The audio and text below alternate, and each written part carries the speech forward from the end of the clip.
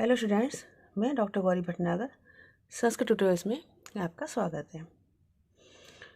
उत्तराचरणतम का तृतीय अंक शुरू किया था, जिसको छाया अंक भी कहते हैं, जिसमें कि सीता को अदृश्य रूप में दिखाने की कवि ने कल्पना की है। यह अंक पूर्ण रूप से कवि कल्पित है। देखें, तमसा और मुरला का वार्तालाप चल रहा था, जो कि विष्कंभक चल रहा है, अभी शुद्ध विष्कंभक, जो कि पहले ही मैंने आपको बताया है कि जब दो मध्यम पात्रों के बीच वार्तालाप होती है, जो कि पिछले और अगले अंक के विषय में पिछले और अगले अंक को इस अंक से जोड़ने पिछले अंक को इस अंक से जोड़ने की बात जो होती है, वो विष्कंभक के द्वारा बताई जाती है। तो तमसा और मुरला जो दो नदियां हैं, वो वार्तालाप कर रही हैं, जिसके द्वारा पता चला है कि राम के द्वारा छोड़े जाने पर सीता ने अपने आप को नदी में गंगा नदी में फेंक दिया था। माँ से गंगा नदी उनको रसातल में ले गई। वहीं उनके दो पुत्रों का जन्म हुआ और उन दो पुत्रों को गंगा ने भगवान वाल्मीकि ऋषि के आश्रम में उनको सौंप दिया। इस प्रकार से ये घटना पता चली। आगे देखें, मुरला कहती, सुष्ठु चिंतितम भगवत्या भागीरथ्या। भगवती भागीरथी ने, गंगा ने बिल्कुल ठीक सोचा। रानीति स्थितस्य अस्य खलु तैश तैश जगताम अभ्युदयिके कार्ये व्यापृत्यस्य रामभद्रस्य नियताश्चित्त विक्षेपा। राजनीति में स्थित और जगताम संसार के तैश तैश अभ्युदिक कार्य उन अभ्युदिक उन्नतिपूर्ण कार्यों से व्यापृत संलग्न कार्यों के द्वारा, व्यापृत मीन्स उसमें लगे हुए या उसमें व्यस्त। अस्य रामभद्र से, इन राम के चित्त विक्षेपा, हृदय की चंचलता, नियता निश्चित रहती थी। मतलब मुल्ला कह रही है कि जब राज्य में थे राम, जब वहाँ पर राजधानी में होते हैं तो प्रजा संबंधी कार्यों में और सभी कार्यों में व्यस्त होते हैं, तो उनका जो मन है वो इस ओर नहीं जाता।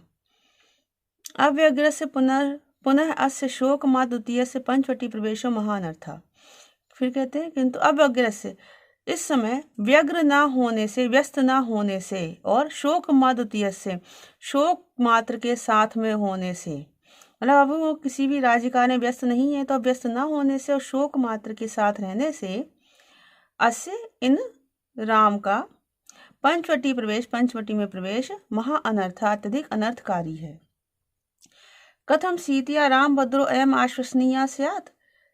सीता के द्वारा राम को किस प्रकार से आश्वासन दिया जाएगा, मतलब सीता किस प्रकार से राम को इस आश्वासन दे सकती हैं, क्योंकि उन्होंने कहा ना गोदावरी के पास वो गंगा सीता को लेके आई है यहाँ पर, तो कहती है सीता कैसे इनको आश्वासन दे सकती हैं, सीता राम के सामने कैसे आ सकती हैं। मतलब कहने का तात्पर्य ये है।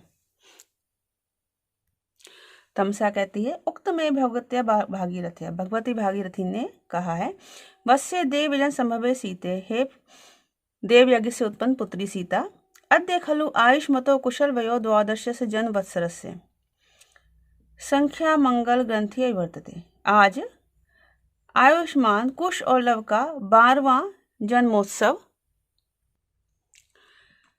संख्या मंगल ग्रंथि भी 12 वर्ष की संख्या का मांगलिक जन्मोत्सव है।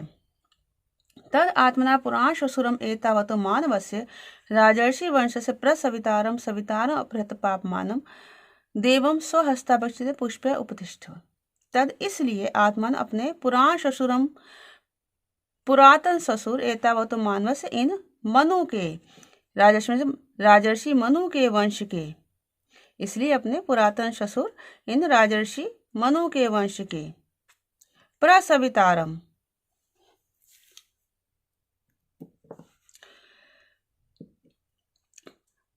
उत्पत्ति दाता अर्थात राजर्षि मनु के वंश को उत्पन्न करने वाले,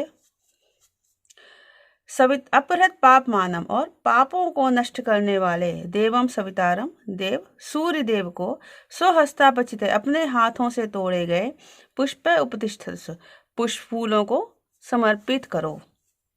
मतलब क्या कह के सीता को लाए हैं कि अपने आज कुशलव की 12वीं वर्षगांठ है, इसलिए अपने पुरातन ससुर इन राजर्षि मनु वंश के प्रसवितारम मनुवंश की उत्पत्ति करने वाले अपहृत पापमानम, पापों को नष्ट करने वाले, देव सवितारम, देव सूर्य को अपने हाथों से अपचिते तोड़े गए पुष्पे उपतिष्ठस,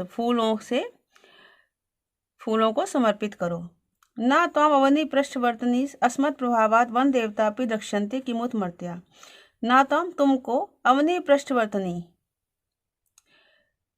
इस पृथ्वी पर स्थित तुमको, अस्मत् प्रभात, हमारे प्रभाव से, वन देवता अपि ना दृश्यति, वन देवी भी नहीं देख सकेंगी, किमुत मर्त्या, तो मनुष्यों का तो कहना ही क्या।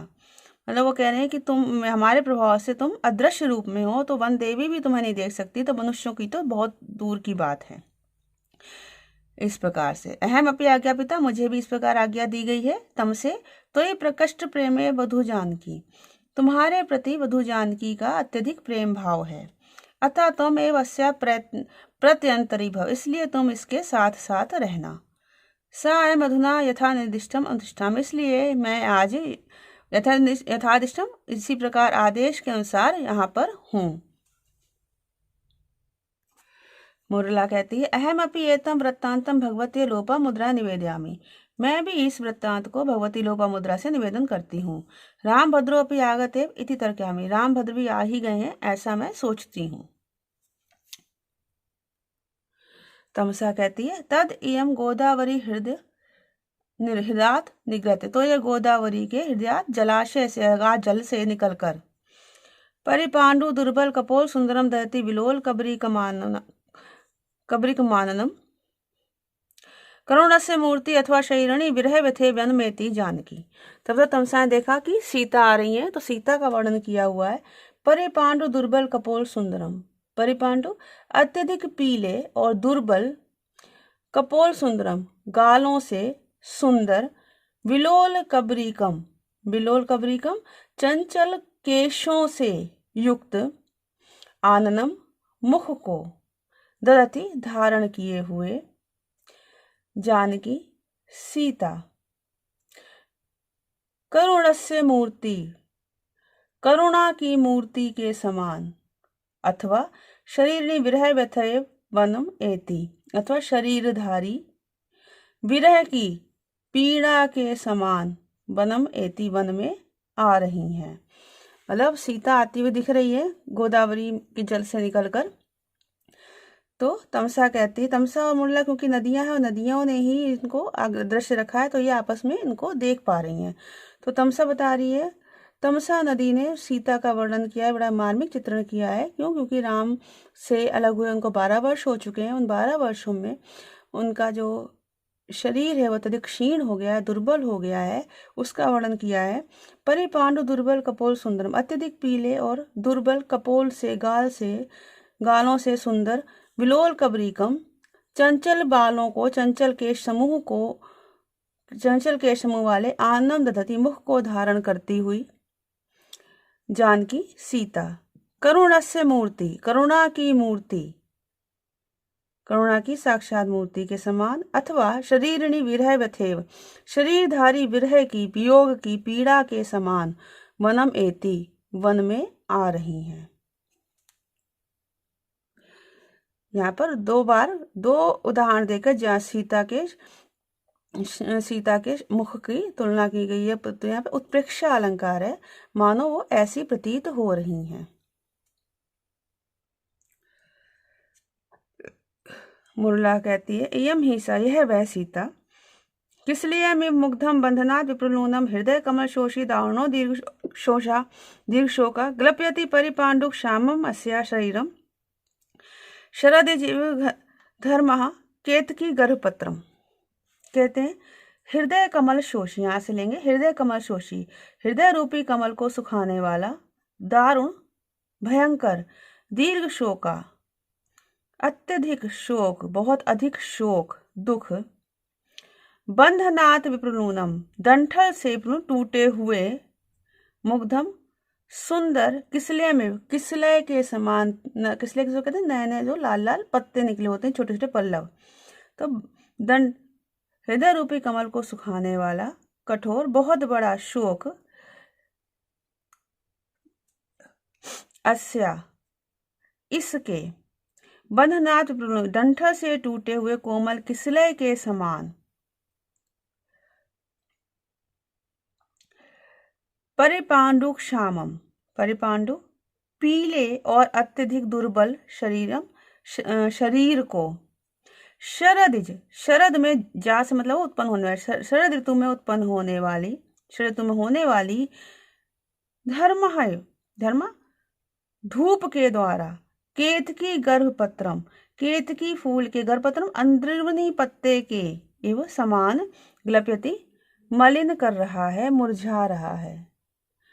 मतलब वो ये कह रहे हैं कि इसका जो दुख है, जो इसके हृदय में स्थित है, हृदय रूपी कमल को सुखा रखा है इसका दुख ने, वो दुख कैसा है, इसके शरीर को उसी प्रकार सुखा रहा है, उसी प्रकार कमजोर बना रहा है, उसी प्रकार सुखा रहा है जैसे कि शरीर कैसा है, जैसे कि डंठल से टूटा हुआ कोई कोमल किसले सूख मुरझा रहा हो, ऐसे दुर्बल और पीले शरीर को उसी तरह सुखा रहा है जैसे कि शरद ऋतु में, शरद ऋतु की जो तेज धूप होती है वो केतकी फूल के अंदरूनी पत्ते को भी, अंदर स्थित पत्ते को भी मुरझा देती है, सुखा देती है। फिर से देखेंगे, हृदय कमल शोषी, हृदय रूपी कमल को सुखाने वाला, यहाँ पर केतकी के पत्ते के साथ इसकी तुलना की, इनके शरीर की सुखाने की, यहाँ पर इसलिए रूपक अलंकार है। फिर से देखेंगे, हृदय कमल शोषी, हृदय रूपी, यहाँ पे भी हृदय रूपी कमल, यहाँ भी रूपक अलंकार है, हृदय रूपी कमल को सुखाने वाला। दारुण दीर्घ शोका, अत्यधिक भयंकर, दीर्घ शोका बहुत बड़ा, बहुत अधिक शोक, अस्या इसके, बंधनात् विप्रलूनम मुग्धम किसलयमिव, बंधन से, डंठल से टूटे हुए सुंदर किसलय के समान, परिपांडु क्षामम पीले पड़े हुए दुर्बल शरीर को उसी प्रकार ग्लप्यति सुखा रहा है जैसे शरद इज धर्मा, शरद ऋतु की धूप, शरद ऋतु की तेज धूप, केतकी गर्भपत्रम ग्लप्यति, केतकी फूल के अंदर स्थित पत्ते को भी ग्लप्यति सुखा देती है। द्वितीय परिक्रम निष्क्रांत, ऐसा करके दो निकल जाती है। यहाँ पर ये आपका शुद्ध विष्कंभक समाप्त हो गया, जिसमें कि पिछले अंक और अगले अंक की आगे घटनाओं की थोड़ी थोड़ी सूचना दी गई है। तथा नेपथ्य में प्रत्येक पीछे से आवाज आती है, जात जात हे पुत्र पुत्र, तथा प्रविशति पुष्प अवचय व्यग्रह स करुणो सुख्यम आकर्णयन्ति सीता। तत्पश्चात फूलों को चुनने में संलग्न व्यस्त करुणा और उत्सुकता के साथ आकर्णयति सुनती हुई सीता प्रवेश करती हैं। कहाँ प्रवेश करती हैं? मंच पर। सीता कहती है, हो जानामी, ऐसा लगता है, प्रिय सखी वासंती बहरती, प्रिय सखी वासंती जो वन देवी है वो बोल रही है। पीछे से आवाज आती, पद जात जात था ए पुत्र हे पुत्र। तो सीता सुनने का प्रयास करती, फिर वो कहती है ऐसा लगता है प्रिय सखी वासंती बोल रही है। फिर से नेपथ्य में आवाज आती, पर्दे पीछे से आवाज आती है, सीता देव्या स्वकर कलिते सल्लकी पल्लवाग्रह, अग्रे लोला करी कलभ को यह पुरा वर्धितो भूत। ये श्लोक की दो लाइनें हैं, अगली दो लाइनें इसके बाद हैं, जहां पर कि सीता पूछती किम तस्य, अर्थात उसका क्या हुआ। तो पहले ये पर देख लेते हैं। पुरा पहले, अग्रे सामने, मतलब अपने सामने, लोला चंचल, यह करी कलभ को, जिस हाथी के बच्चे को, जिस चंचल हाथी के बच्चे को सीता देवी ने स्वकर कलिते, अपने हाथों से कलिते दिए गए, सल्लकी पल्लव अग्रह, सल्लकी लता के, पल्लव अग्रह पल्लवों के द्वारा, पल्लव था नए नए किसलियों के अग्रभाग से, वर्धिता भूत पोषित किया गया था। तब तक ये बात होती है, तब तक सीता पूछती से क्या हुआ था। तो मतलब कह रहे हैं कि पहले मतलब सीता जब यहाँ पे थी तो उन्होंने एक हाथी के बच्चे को अपने हाथों से सल्लकी लता के किसलियों को खिला खिला के पोषित किया था। तो सीता पूछती है उसका क्या हुआ।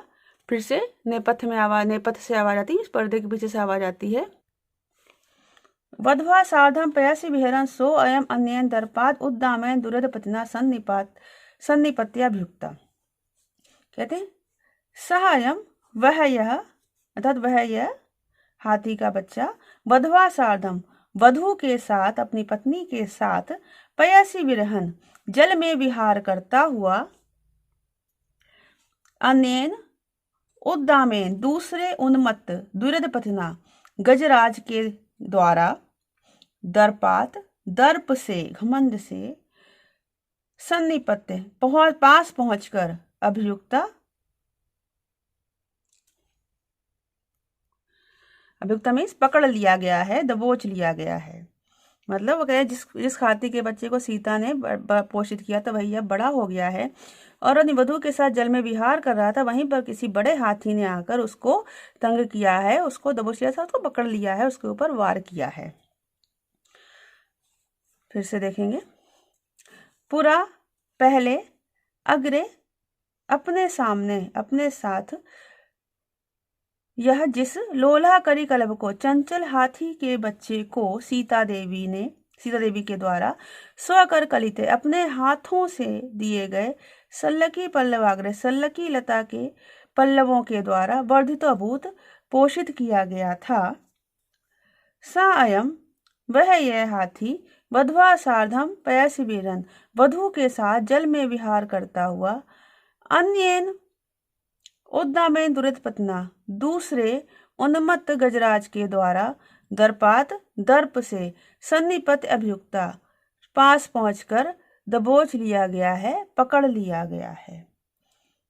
यह भी एक कवि की कल्पना ही है कि मतलब कवि ने क्या इसके माध्यम से कवि ने क्या सीता को थोड़ा सा व्याकुल दिखाया है कि वो अपने हाथी के बच्चे जिसको उन्होंने बच्चे के समान पाला था उसके लिए वो व्याकुल हो गई हैं। इस वीडियो में इतना ही। साथ बने रहने के लिए